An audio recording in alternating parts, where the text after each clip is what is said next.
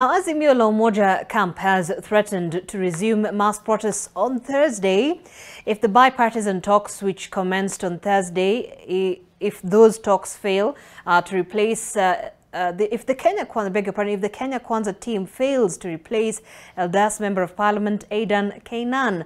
Azimio Executive Council Chairman Wycliffe Oparanya has said that their position stands that Keynan must be removed from the talks. This comes after Azimio leader Raila Odinga called on the church to join forces with him in his pursuit of finding the truth on what transpired during the August 2022 election. Odinga made the plea on Saturday in a statement that was in response to the Catholic bishop's stance that his demonstrations were violent, unconstitutional and uncalled for.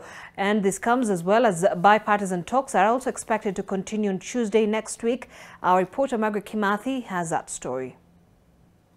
In the inaugural meeting on Thursday at a Nairobi hotel between the two dialogue teams, Azimio members opposed the inclusion of Eldas MP Adan Keynan, while the Kenya Kwanza team wants Pokot South MP David Kosing kicked out of Azimio team. Speaking to NTV via a phone call, Azimio Executive Council Chairman Wycliffe Oparanya said, and I quote, "We will resume Azimio mass protest on Thursday if Kenya Kwanza fails to replace Eldas MP Adan Keynan.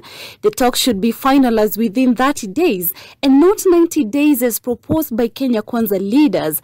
These guys are buying time. The IEBC server should be opened to know the true winner to run the country's affairs." End of quote.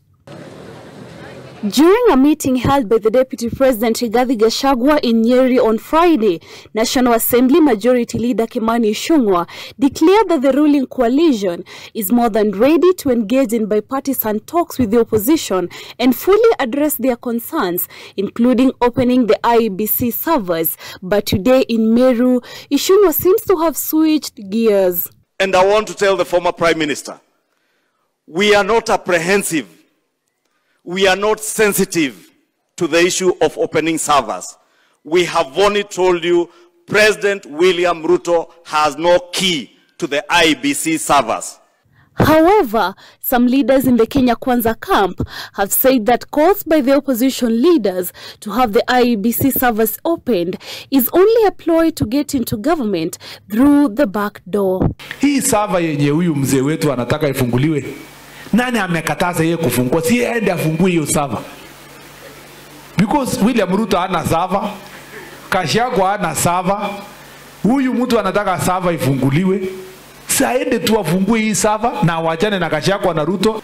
Hii mambo ya kuongea tumekubali kuongea. Na ile kamati yetu tumetuma pale, tumewapatia nguvu. Vile rais wetu alisema, wakae chini wasikizane. Waongee about anything. In a statement released today by Azimio Chief Raila Odinga, he has called on the church to join him in seeking to establish the truth about last year's presidential election by having the IEBC servers scrutinized in the best interest of the nation. Margaret Kimathi, NTV. All right, thanks, Margaret.